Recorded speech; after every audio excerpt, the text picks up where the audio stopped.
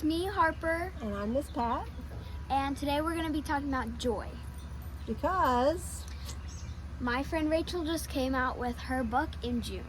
and it's titled Relentless Joy. Now, it's not really written for kids Harper's age, but as an adult, as a mom, as a teacher, I have read the book and then shared with Harper some of the insight that's come from it. So I highly recommend you reading the story, and then for your students or for your children, maybe applying that to their life. So here's some of the things that we talked about, and we talked about in chapters 1, 2, and 3.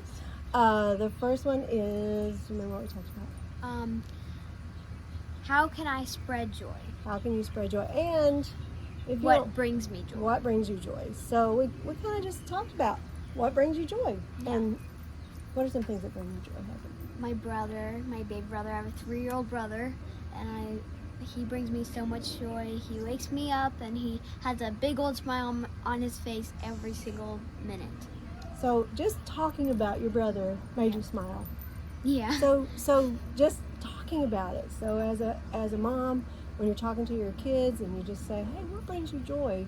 That initial just discussion alone will bring joy to you and your children. So what else? You said, how can you spread it? So what are some ideas that you have for spreading joy?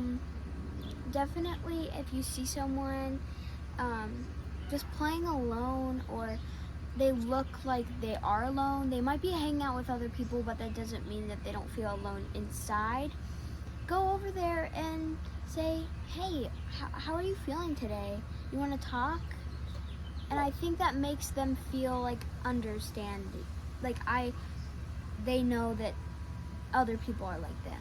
So we talked today about, Harper came to my home today, and we were talking about what we wanted to do as far as discussing joy and Rachel's book. And you were having some problems today before you came, right? Yeah. And what was going on? Well, I'm going to church camp this weekend, and I'm just really scared to be alone, and I don't know anyone there. I don't know any of the counselors. I don't know any of the kids. And also, I've been trying to spend as much time with my mama as I can, because she's at the top of the wait list for a assisted living care, and I just really don't want her to leave. So I've been trying to spend a lot of time with her. Yeah, she's been living with me for about 6 years. Assisted living is a good place for your grandma. I've been there, and I think it's she a really will make nice a lot place. of friends. And She's already made friends. I promise you. I know it's sad for you that she might be going there, but think of her and the friendship she's going to make. Yes. So that's a good way to. It's sad, but then yet you can find some comfort in that, I guess.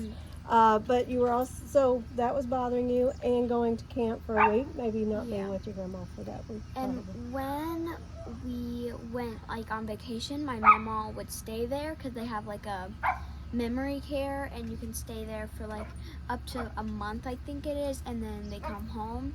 And she really enjoyed it. When she came home, she talked about all her friends. There was one couple, they were 100. One was 100 and one was 101. Oh, wow. And they had been together for 60, 70 something years. That's and awesome. She made a lot of friends. She made a lot of friends. So there was more than one thing bothering you before you came to my house, right? Yes. I didn't know about that part. Yeah. So that, and then going to camp and maybe not knowing anyone and feeling alone. Yeah. And so we talked and prayed about that together. And I let Harper know that even though we feel like we're alone, you're really not alone. And I am certain that there's lots of kids who are feeling the exact same anxiety that you're feeling about going to camp for a week and being without their families and the things that they know.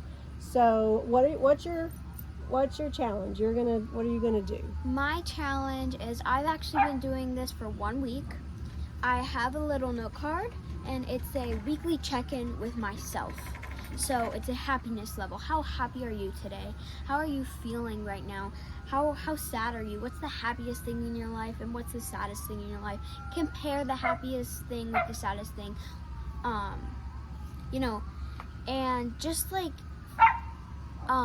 writing how you feel on a piece of paper and sharing it with other people, trading your cards with other people, so that way you can see how other people are feeling and you can help them and they can help you.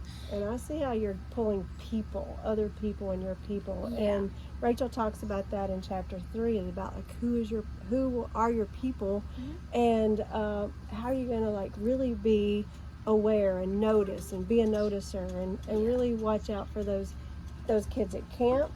Kind of pay attention if you see someone not maybe joining in. You can go over and talk to them. And I love that challenge that you can maybe write down how you're feeling or make a video of how you're feeling.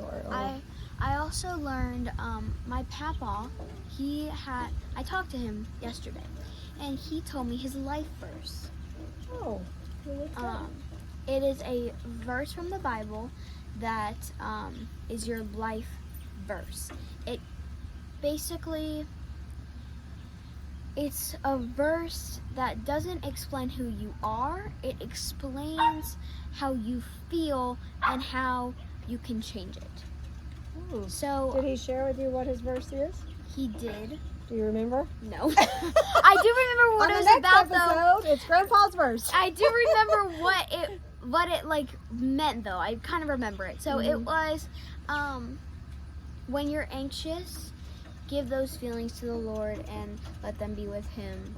It was like Philippians something. I wonder if it's Philippians 4:4. That's mine. Whatsoever things are true, whatsoever are honest, whatsoever things are just, whatsoever things are a good report, if there be any virtue, if there be any praise, think on these things. So for me, it's like keeping your mind on the good and good thoughts. And when those bad thoughts, which they will, come in, you kind of like have to like, say, oh, wait a minute, I got to get my mindset. So anyway, we just wanted to give you a quick little version, I guess, or a little talk about what we've got so far going, and hopefully you'll tune in for some more. Order your Relentless Joy on Amazon. Thank you.